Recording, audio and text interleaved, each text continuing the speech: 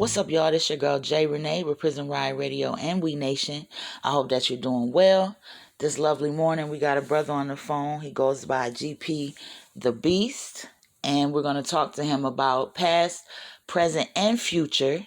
Okay, he got a lot of wonderful things going on. He's got a podcast that he does. He creates music, and we're just going to see what the brother got going. I heard a lot of great things about him through my comrade and friend, Minister X, so let's jump right into it. All right. How you doing, brother? Good morning. What's going on? It's a pleasure to be on your show. My name's GP the Beast, and we're about to have a really good time. Oh, most definitely. I feel that. So again, thank you for coming on. I want to give you an opportunity to tell the people a little bit about yourself and where you're from. Yeah, they call me GP the Beast. I'm from Sacramento, the 916. I was born in Sacramento. I was kind of raised up in two hoods, so I'm like the only one that actually claims two hoods from Sacramento.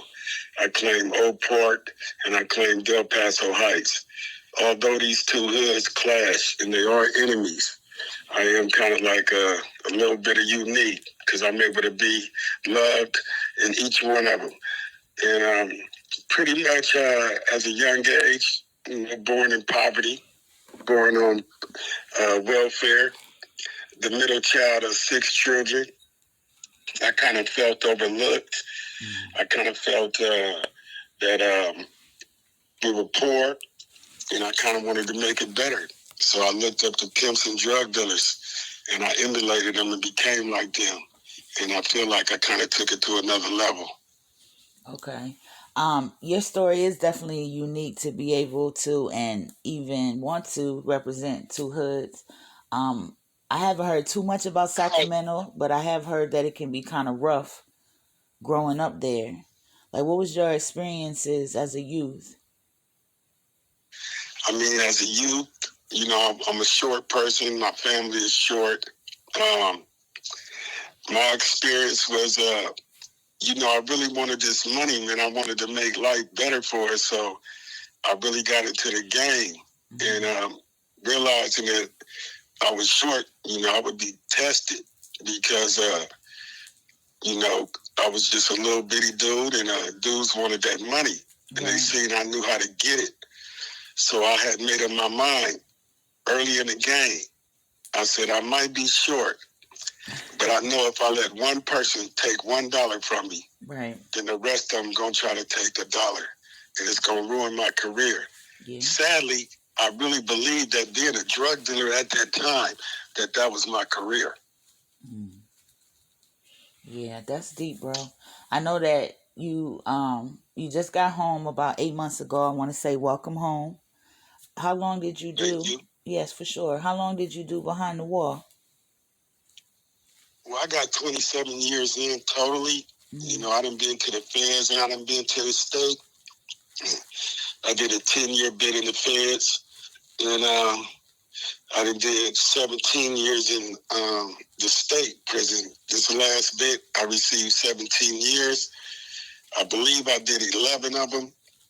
I went to college while I was in there because they was letting you get like 7 days off a week for every course you completed in college. So I ended up taking like 20 classes of college, to knock off 2 years and receive degrees.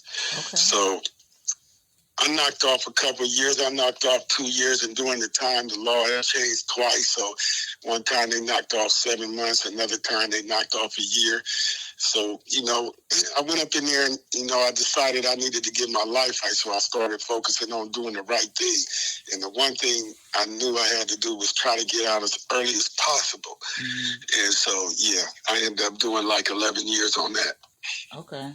So I know you say you went to school and that was something to do, but what motivated you to get up and push every day to even do that and know that, okay, this is going to end in me getting out? Like, what was your motivation day to day that just kept your head above water?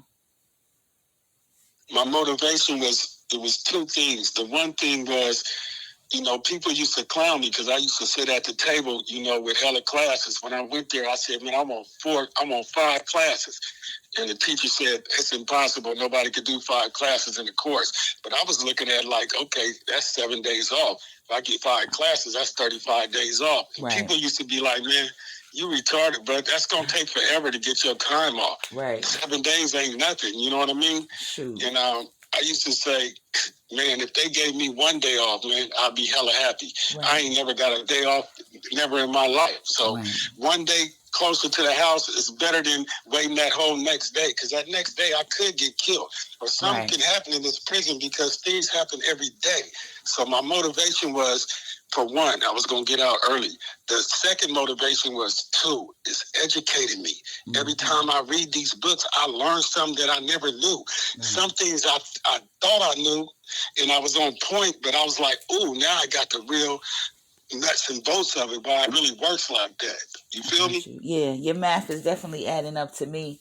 A day is a day, and that's a day, like you said, closer to the house. So I understand, your view on that 100%. Speaking of some of the things that can happen in prison that can stop you from coming home, I know that you have a podcast that is very, very successful. It's named after you. What made you want to do a podcast?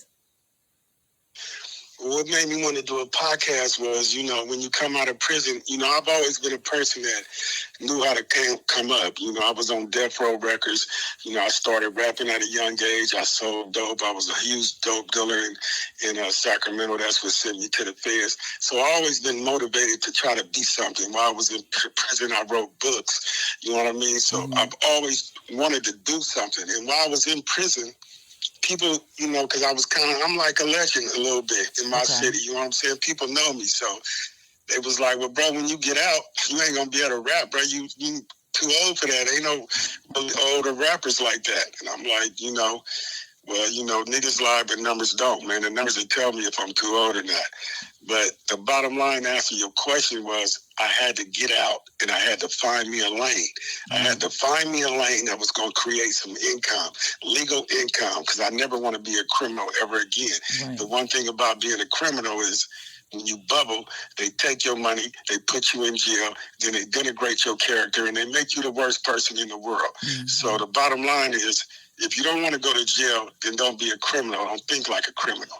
So I got on this podcast, and the reason how I got on the podcast was that, just like you, a person wanted to interview me because of my story, because of my past experience, and because of where I'm at right now, and because of what I've done for the city.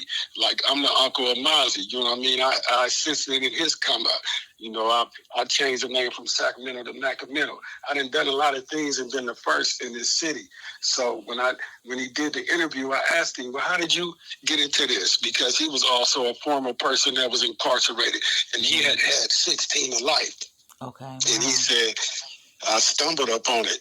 But when he did the interview on me, he said, bro, you go crazy. I said, bro, I'm finna try this myself. He said, yeah, because you got a hell of a story. Your story is, you know what I'm saying, you go crazy. It ain't gonna feel you. And it went crazy. It just went crazy. I tried it and it went crazy.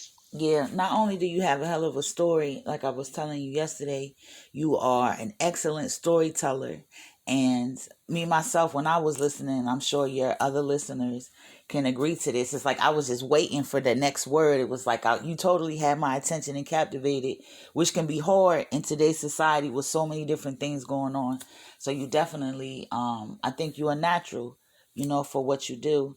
When it comes to podcasting, there can be an array of topics. What made you decide to say, okay, I'm going to tell these stories? Did it something that you just got in front of the mic and it came natural, or did you plan on what you was wanting to present? That's a really good question, because when people want to do interviews with me, or if I consider doing an interview, people say, well, write everything down. I need you to do that. And I'm like, I don't do that. Right. I don't write stuff down. Things come natural for me. I just keep it 100. If it's real, it's real. If I don't agree with it, I'm going to let you know. You know what I mean? If you say something that you don't like, well, you need to let me know. Don't put that in the story, because I'm going to keep it 100. That's why I call it another real story. Right. You know what I mean? It's not edited. It's edited only for people that have a visual. I added visual to my story, right. But I ain't just get on there. I turn on the mic and I tell the story. Right. You know what I mean? That's what I do. No, you're definitely great at it. I want to speak on some of the things you brought up in your answers. I was going to ask you this anyway, for sure. You say you changed the name from Sacramento to Macramento. Now, I don't know what that means, but I want to know, like, what does that mean? And tell us about, like, how did that go down? Well, you know, I'm from Sacramento, see, and we, you know, we're a city of Bloods. Okay. But, you know, when I signed the Death Row Records, you know, they was Bloods. And me and Suge used to have little verbal conversations. We used to disagree with each other because, you know, when we would have topics like, you know, Suge, even though Suge was a $300 million man, he still, you know, had a gang-banging mentality. I got you. So he would be like, y'all only Bloods because of us. Bro, y'all got gang banging from L.A. And I'll be like, yeah, bro, we did because y'all really started this shit. You know what I mean? But we not like y'all, though, bro. Y'all is like full-fledged gang members, bro. We like gang members / pimp / hustler / drug dealer. You know, we going to get our money. You know what I'm saying? We banging because we banging. This is our city.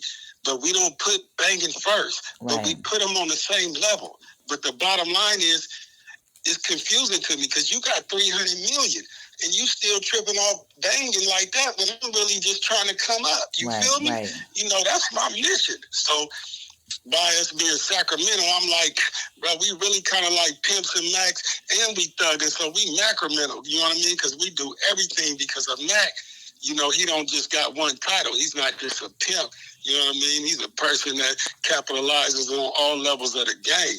And I kind of feel like that's what we do because we wasn't just one track minded like that. Right. Okay. I can feel that. So how long has it been referred to as that? Put us on to the history. I believe I started that in about,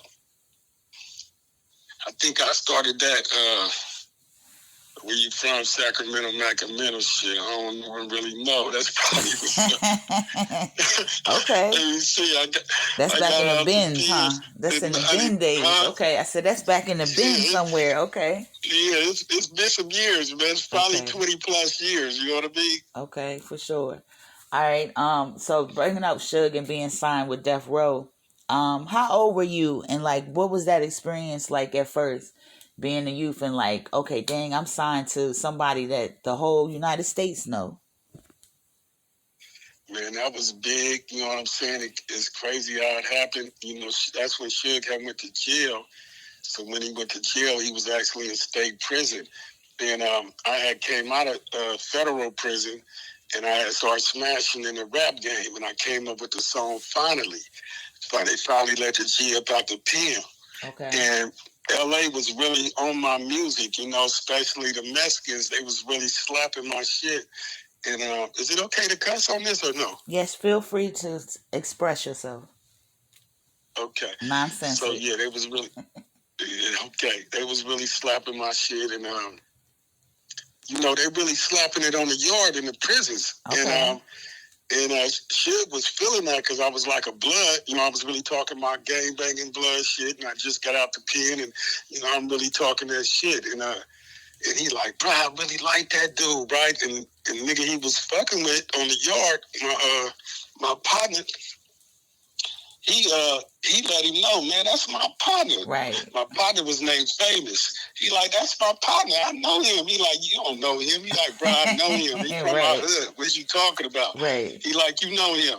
He like, yeah, and I call him. I fuck with him. That nigga send me money and everything. He like, so you can tap in with him. Tell that nigga I want to talk to him. And so he called me and he told me. I mean, I called him. I mean, when he found me, he called me. And I tapped in, he like, bro, Suge on you, bro. He like, you raw in the motherfucker. He want to sign you to Death Row. I'm like, serious? You playing? Right. He like, bro, I'm not playing. That nigga up here with me. Right. So I'm like, okay, well, I gave him my manager number, Sonny Bland from Blow You Up Promotions. And he called. He really called the next day. And he was like, you the manager for GP the Beast? He like, yeah. He like, the one that sing the song Finally? He like, yeah. He said, "Do we got another song?" He like, "Yeah." He said, "You want to hear it?" He said, "Yeah." Right. He played it for him, and that was called The Call. GP the Beast. It was called The Call. And he played it for him, and he said, "Oh, hell yeah. Tell him I want to sign him. I want to sign him right now." And he's like, "Okay, well, what's up? I'm going to have to call him." He said, "But ask him, can he come to L.A.? I'm going to book y'all a flight right now. Can y'all get on the next flight in an hour?" Like, hell yeah. Shit. Hell yeah. I remember he called me. I'm like, "Bro, quit playing." He like, "I'm not playing, bro. I just got off the phone with Suge, bro. He finna book us a flight. Is it good? Is you ready?" I'm like, "Bro, right now." Right. What are you talking about? It's Death Row Records. Right. No matter what I had going on. Facts. You know what I'm talking about? Yeah. Yeah, so it was big. You know, I got the chain. I had a little issue getting the chain. You know, at first they wanted to give me the little Boosie gold chain, and Michelle A was in the car. You know what I'm saying? And I was like, "I don't want that." But Suge was in jail, so he had me fucking going through this nigga Reggie Wright, who was running Death Row Records at the time. I'm sure a lot of people have heard about Reggie Wright. He'd been in the tabloids a lot, and yeah, he tried to give me the little gold one. I'm like, "Bro, I'm not taking that, bro." He's like, "What? What you mean you ain't taking it? Death Row Records. You should be privileged." I said, "Bro, I'm not taking no Boosie Gold Death Row chain. I want the one like Tupac. Got platinum and diamonds. I'm not representing that in Sacramento. You crazy as fuck. I'm not moving like that." He like, "All right, well, fuck it then. You ain't getting it." I said, "All right, I don't want it." Right, pushed off. right. 15 minutes later, he called me back. "Bro, where you at?" Nigga, "Where you at? You in my city. Where you at?" "Well, I'm over here on Woo." "Okay, I know where you at." "All right, well, come get it then." So I come get it. And he didn't give me the right one, but then he don't give me the chain. I'm like, "Well, where the chain?" "You got to get your own chain."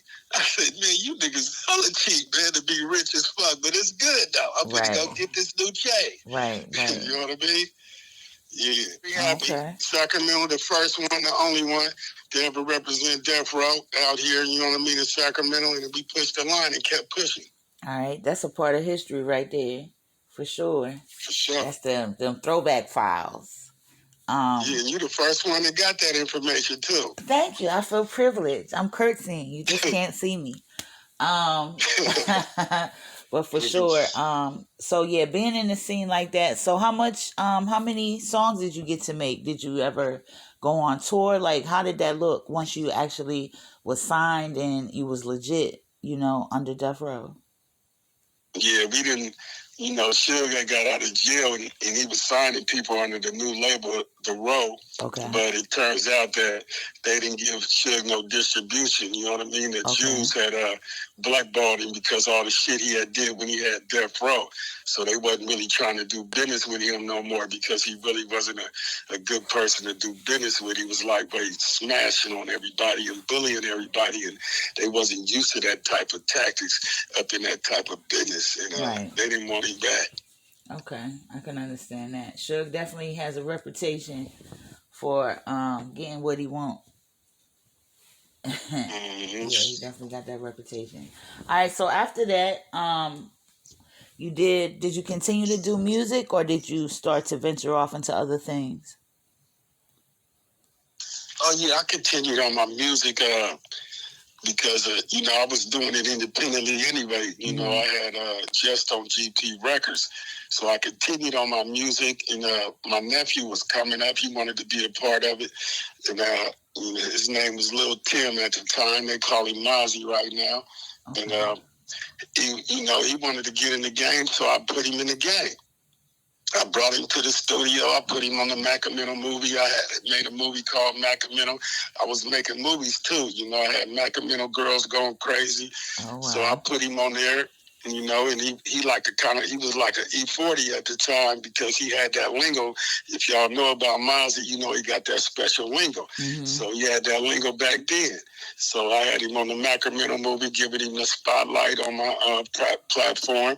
Put him in the studio, put him on my first album, you know what I mean? And I was trying to push the line. And then, of course, I went to jail again. I'm a person who done went to jail on several occasions. And when I go to jail, they seem to always give me a whole lot of time. Yeah, trying to keep the black man down. That's how they do it. So you say For you sure, made. especially if they see some talent in it. Oh yeah, most definitely. They definitely don't want that to be spread around. You know what I mean? When they see you trying to Right. do big things. Mm-hmm. You said that. So you started doing movies. Was that something that came naturally? Like, what made you say, you know what, I'm finna put a movie together? Because most people not doing that. Yeah. Right, like I told you, I done done a lot of firsts, and I always thought of ways to try to get money. You know what I'm saying? Yeah. Even though I was a thug and I was illegal, I was always trying to make it legal. You know what I mean? Right. I really wanted to be somebody in this world. You know, I wanted to be somebody that the world will remember. You know what I mean? 100 years after I'm gone. So I'm like, ooh, since I was already balling, I was, selling drugs. I was a thug. I was gang banging. I had killed the big homie in my hood and I got out. You know what I'm saying? So I really was like a powerful figure out there in Sacramento. So I used to have niggas riding with me and I used to be like, nigga, film my life. You know what I'm saying? Because my life is like a movie. Okay. So I used to have niggas filming me.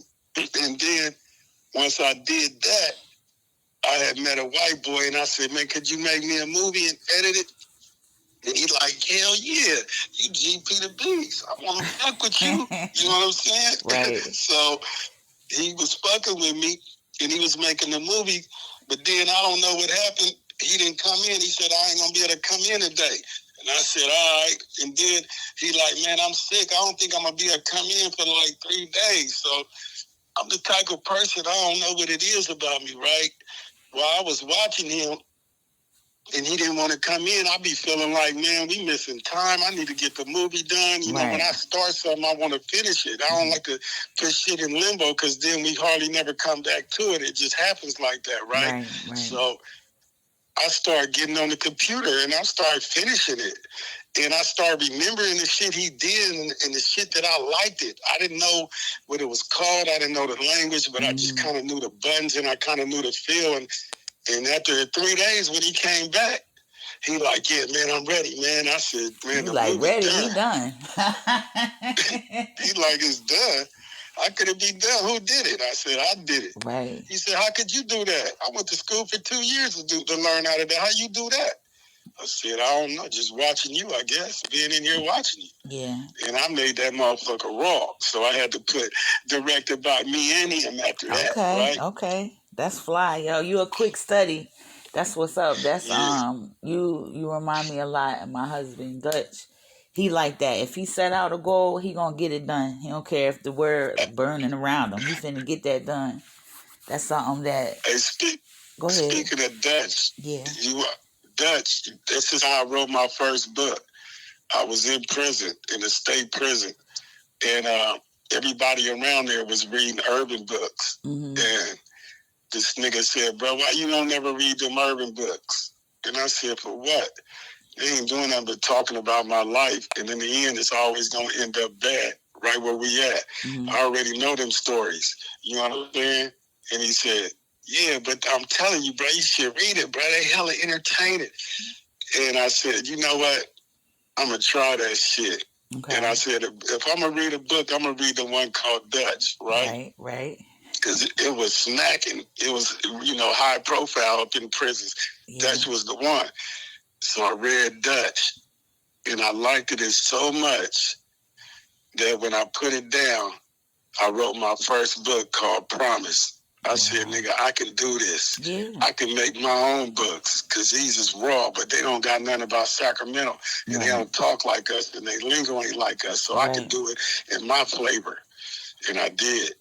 You put Sacramento on the map in so many ways.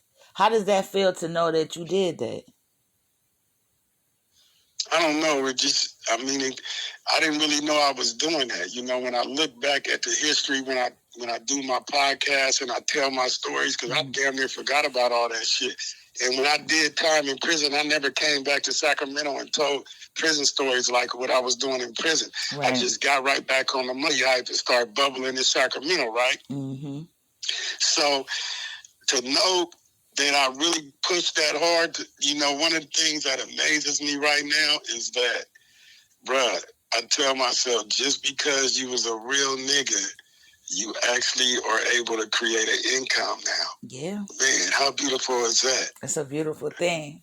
It's a beautiful thing. Especially now, everybody think you gotta be a scammer and do all this weird stuff, and that ain't so for real. And it's good to know your story. That's why your story is important too, for others to know, those behind the walls, those that might just came home, those that's hoping to come home, that there is something to do besides turn back right around and go back inside.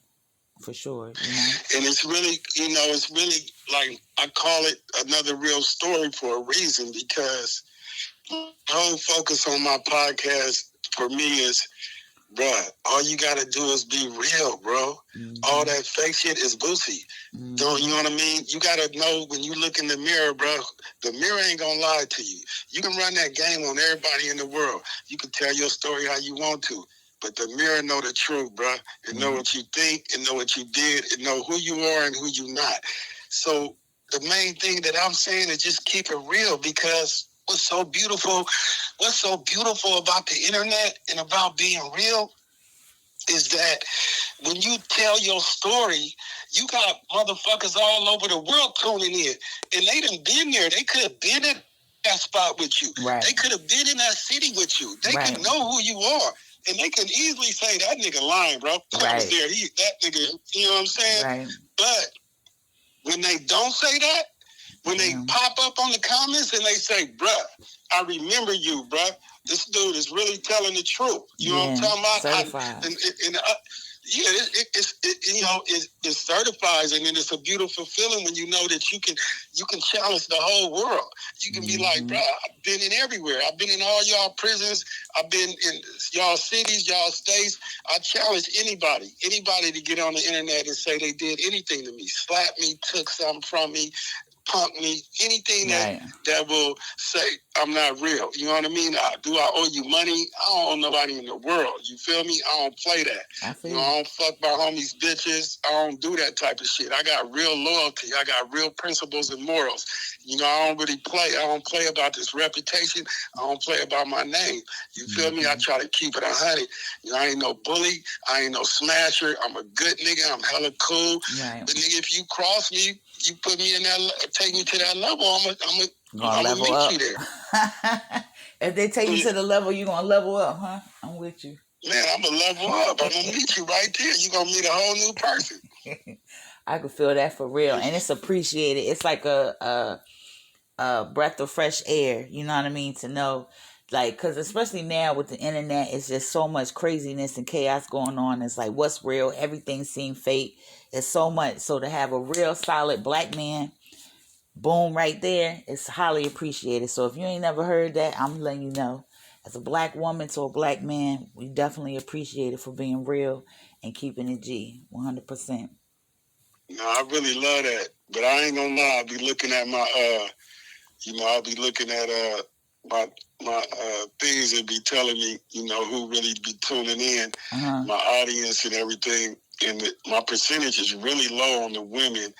And I don't know why, but probably because I'm just really on some prison shit, but I'm on some game, I'm on elevating, you know what I mean? I'm on teaching, I'm on letting the youngsters know, because while I was in the pen, I was a legend. So they used to be like, oh, as soon as they come to the yard, oh, GP here, they making a beeline to me, and one of the main things they used to say was, yeah, man, I was out there pimping, you know what I'm saying?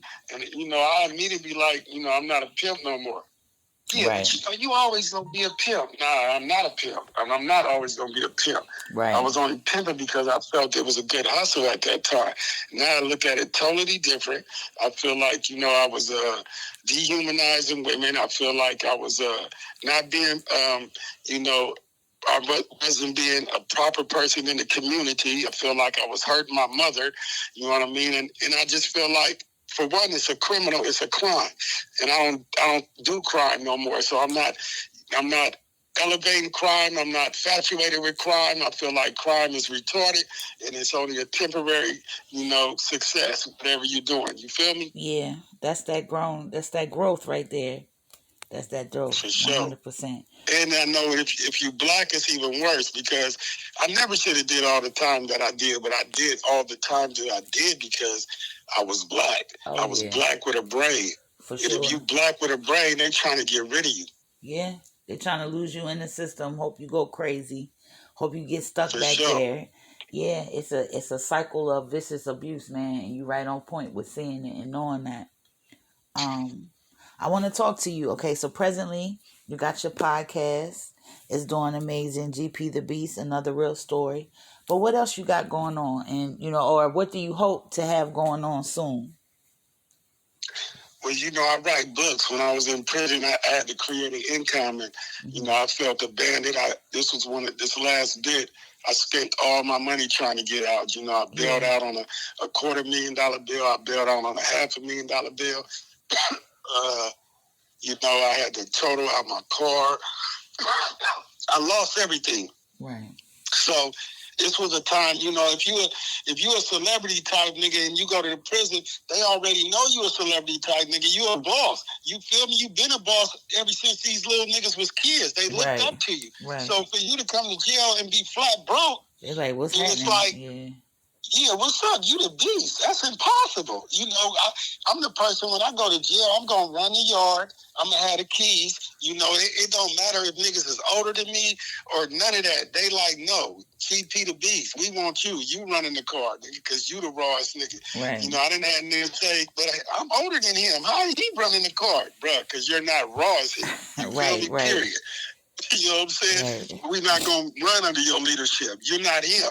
You know what I mean? So this shit don't go by age. So I had to figure out a way to create income. Mm-hmm. So I started writing books. I was able to get the free paper from the school. I had a nigga that went to school. I said, bro, just bring me a chunk of paper every day. And I wrote 10 pages a day. It was my motto. My motto was to write 10 pages a day. So every 30 days I would write a book. 30 days, that's 300 pages. But I also realized that I could stop around 200 pages. Mm-hmm. So I just kept writing books until I figured out how to get somebody to actually type it and edit it. And I ended up getting that in about a year. And then I ended up, doing whatever I could. If somebody sent me $50, I sent it to the editor. You know what I mean? If I hustled up on some shit, I sent it to the editor, because I needed to make some money. And off my first book, I made $30. Okay. Now, somebody might look at that and say, that wasn't worth it. I said, shit, that's $30 right now. I'm damn near got one of the highest pay numbers on the whole prison yard. If I could get that every month, I said, but in order to level that up, since I can't get on social media, if I'm only going to make $30 a month off a book, shit, if I write 10 more, then I'll be making $300 a month. Right, I'll be balling in prison. Yeah. It definitely takes. So I ended up writing 64 books. 64?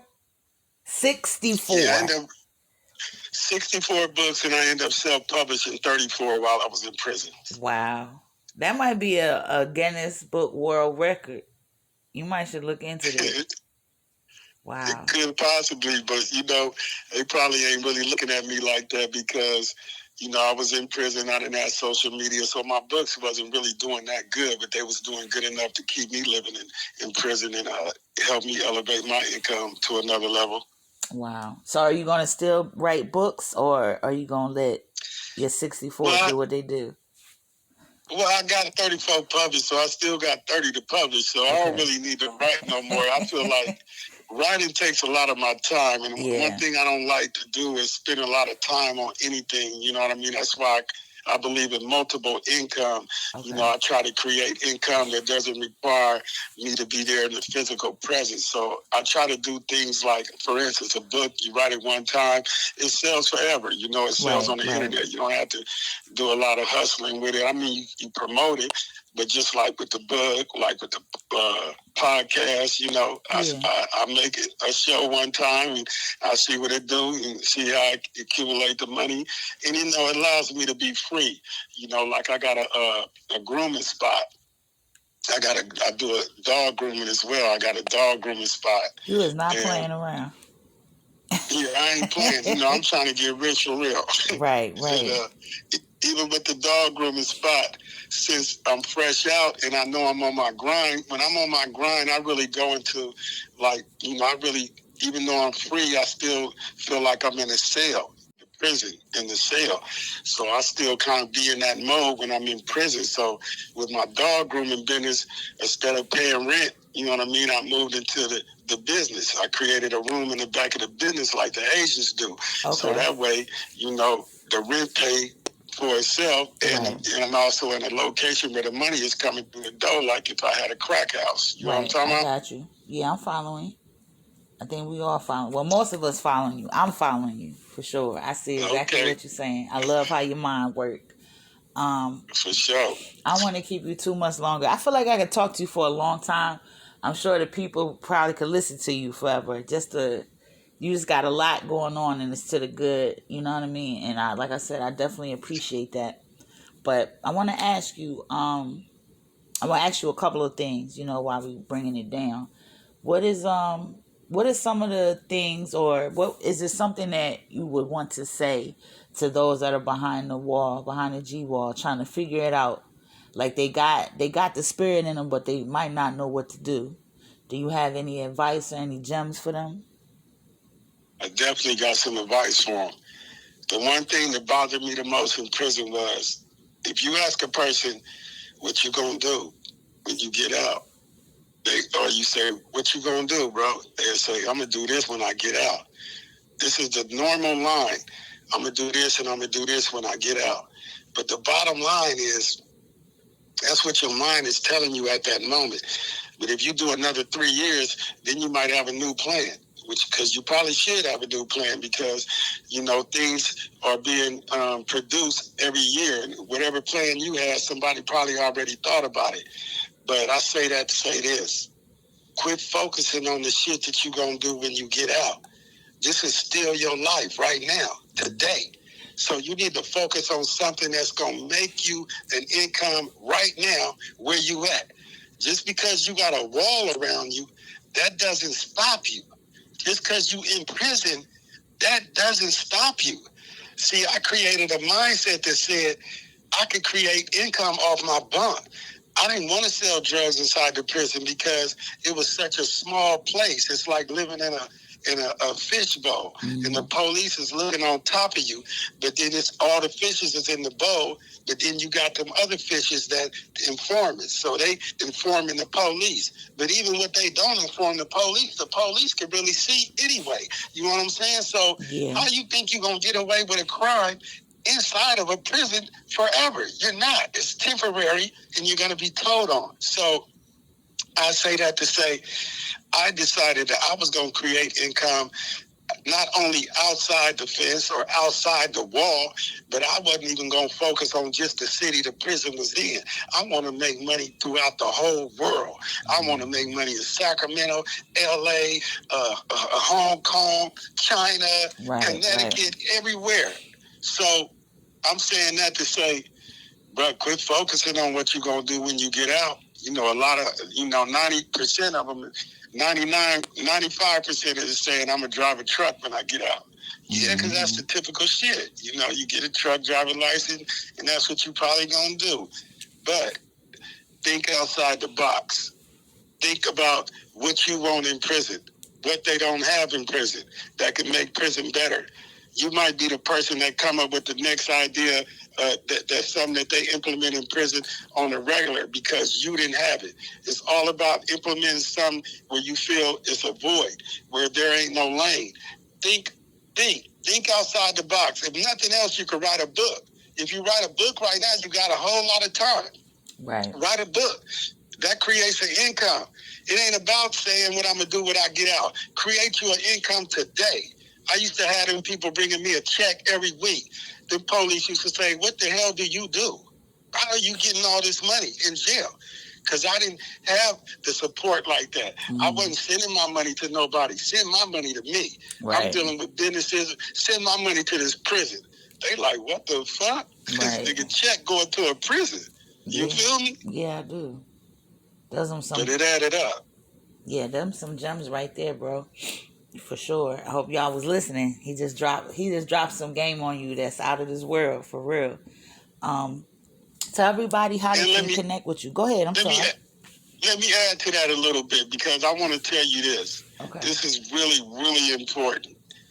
Now, you might do something and it might not make you a lot of money. For instance, when I was in jail, I was buying ATM machines. And I used to put them, I was in jail, so I had to find a location wherever I could. If I knew a partner that had a barbershop. But it only makes $300 a month. People would say, well, shit, that ain't nothing, man. That shit ain't worth. How much does the machine cost? It costs $2,500. Well, why would I do that? Because you need to figure out this. If you're going to make an investment that will recoup your money back in 4 to 8 months, that's a damn good investment. Mm-hmm. If you spend $2,500 on something and it gives you $300 a month, you know what I'm saying? So in 8 months, it gave you your $2,400 back. Then that means you only in debt for $100 now. But that means for every month after that, you get a free $300 as long as you got that machine. Right. You feel me? So I'm saying that to say this. Don't be tripping off trying to get rich off one idea, or tripping off, I only made this. I only made $30, but I was happy. The point is, if you create an income, then that's something that you accomplish. Now you need to focus on adding some zeros, or making the numbers bigger, or adding a comma. That's all you got to do, because now you done created an income, and that's hard to create an income out of thin air. Yeah. So if you create an income, now you focus on how to make that income bigger. You know what I'm saying? What's going to make these numbers bigger? What's going to give me a bigger check? So basically, whatever you do, don't be mad if you don't make a lot of money. Be super juice if you created an income, because any kind of money is an income. Now you just got to focus on making the numbers bigger. For sure. For sure. That's some priceless game right there, brother, for real. I appreciate you for dropping it on us, the listeners, and myself. I hear you. Everybody here. If you ain't heard that, I don't know what to tell you. I'll go to sleep, wake back up, and listen to it again. For sure. For sure. Tell the people how they can connect with you. How they can find your books, find your podcast, and all of that. Instagram. Sure. On my Instagram, I'm GP_the_beast. I got GP the Beast, another real story. That's my Instagram. My YouTube is GP the Beast. That's my music. I just dropped a video called About It. My other YouTube channel is GP the Beast, another real story. That did over 100,000 views in 28 days. Nice. And over 2,000 subscribers in 28 days. Yeah, you doing it. Which they say it usually takes about 2-3 years to do that. Mm-hmm. So that was kind of big. And my books, I got several books. Like I said, I got 34 books. I wrote about everything. I wrote about whatever I feel was going to grab their attention. But at the end, I started writing self-help books and telling people how I was actually making money while incarcerated. And if I could do it, then you can do it too. You feel me? So my books are under my government name, Gennaro. G as in George, E as in Eric, N as in Nancy, A as in Apple, R as in Robert, O, Gennaro Patterson. So my books are under Gennaro Patterson. And I done wrote urban books.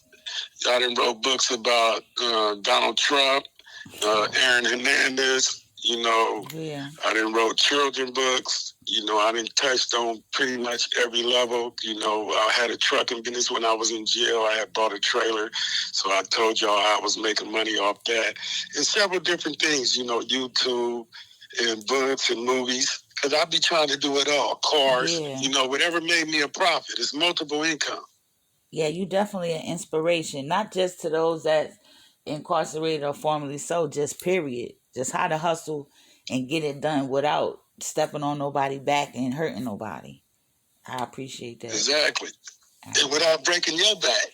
Right. Because you should be able to be in your bed making money. You're supposed to make money while you sleep. You're supposed to make money while you spending money. You know what I'm talking about? Right. Everything is, the money generation game is supposed to be coming in at all angles, because that's the kind of world we live in now.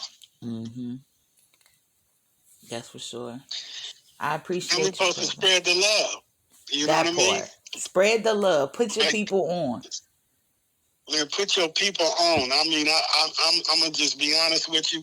A lot of people don't agree with me on this. You know, I done caught a lot of flack from this, but I feel like when niggas get rich, you know, when they don't, you know, bring their family up with them, you know what I mean? I feel like that's a black eye. That's not cool. Mm-hmm. You know, we all was born poor. We all trying to get up out this shit and get to another level. And it's about lifting up the families, man. Mm-hmm. It's about doing what them white folks did. You know, them white folks, you know what I mean? Everybody that's the Hiltons, you know, everybody that made money in the past, they invested it in their family. So every child that was born after that was born in wealth. They wasn't born in poverty no more. So I feel like when you make it, you're supposed to uplift your family. You know, you're supposed to create motion for your family. I ain't saying you got to go buy them everything, because it ain't about giving them food. It's about showing them how to eat. You know what I'm saying? You don't give them the fish. You give them the fish and pole. You know what I'm saying? And you put the worm on it and you show them how to eat. Because when you show them how to eat, it's going to help you even eat anymore. Mm-hmm. But when you just get your own money and you like, fuck that, nigga, I got my shit out the mud, nigga, I'm pushing, nigga, I don't care about nobody else. That's not the good karma. You know, it's not going to come in abundance like that. Yeah. You is going to have what you want, and your children going to be born in a different world, but the rest of us is still going to be in the hood, bro. Right. You know what I'm talking about? Yeah, I'm with you 100%. Anytime I learn something, I always share with my peoples, man. Like, what are you doing if you're not? Share. Like, what are you doing if you're not? That's how they make it. Somebody need a driveway built. They got their son. He's a damn idiot, but he went to school for it. They're going to say, put my son on it. And he going to take pictures of it and put it down. No matter how many people help him, they going to start building his portfolio. Before you know it, he done did 10 driveways, and now he got his own business with an established criteria that he did it. And it all came from people in his family and close friends. Exactly. And while he became successful, the people that invested in him also became successful. Mm-hmm. You know, you don't lose when you help your people. Right. You actually win. You know, it's about the universe. What you put out, that's what you get back. You know, you can get all the way to the top, but you can lose it in a heartbeat. Even if you don't lose the money, you can lose your life. Right. You know what I'm talking about? Right. So this shit ain't forever. You know what I'm talking about? Yeah, for sure. I appreciate you, bro. It's been a real one. I gotta say, this has been one of my favorite interviews that I did. Don't get mad, nobody, okay? Y'all all are special. But this one is one of the ones. It's in my top 3. So I appreciate you very much. Is there any last things that you want to share? Man, I just want y'all to tune in with me. You know what I mean? Check out my YouTube. Check out my music. Check out my books. You know, tap in with me, man. You know, we on a journey. You know, we trying to go to the top. And I ain't gonna even lie, I'm trying to take us all with me. You know what I mean? I'm trying to lift us up, man, because we need a different kind of leader, man. It's like these leaders is these people that got all these money nowadays, you know, because we're in a different time, is the youngsters. Mm-hmm. And the youngsters, they ain't got the mindset to lift up the families. You know, they got the mindset to lift up their homies. You know, it's all about their homies, who was born across the street, or who was born next door. But what about the people in the household, bruh? What about the people that was, you know, in that motherfucking house freezing when you was freezing, when we had to put the stove on 350? You know what I mean? Right. Oh, I've been there. Yeah, what about them? Facts. You know, I mean, everybody ain't got no hustle, don't get me wrong. And everybody ain't even game tight. It's a lot of us, you know, that be slow. But that don't mean nothing. It's a position for everybody. Because everybody is good at something. Right. You know what I'm talking about? Yep, I do. Everybody, you give the person a position that they good at. Don't try to make him into something else when you know that's not what he fit to do. But there is a position for him, because it's a position for everybody. Yes, I say that all the time, bro. This is how I know we could talk for a long time. I say that all the time, like, you trying to make somebody be a person that does this, but that's not what they do. But they do this, and they do it well, and they do it naturally. So why not let them stay in that lane instead of being mad because they not doing X, but they real good at Z? I'm with you. Exactly. I see you. Exactly. I see this. I like this. Man. And that's how it go. And then you got the people that want to change everybody. Right. Bro, why you look, bro? I'm too old to be trying to change. You gotta love me for me. You know what I'm saying? Now, you could tell me some shit that you feel that's irritating, and I'm gonna try to work on that because I know that irritates you. But the bottom line is, I'm not trying to change you. Right. I'm not judging you. I'm letting you be you. So why you ain't letting me be me? You know what I'm talking about? Yeah, I do. It's been a real one, bro. I appreciate you very much. And thank you. I appreciate you. I appreciate you enjoying, the interview. I'm glad you put me in the top 3. You know what I mean? That's real big for me. Yeah, you know what I mean? And I'm glad you loving the interview. That's real big for me. So I appreciate all this as well.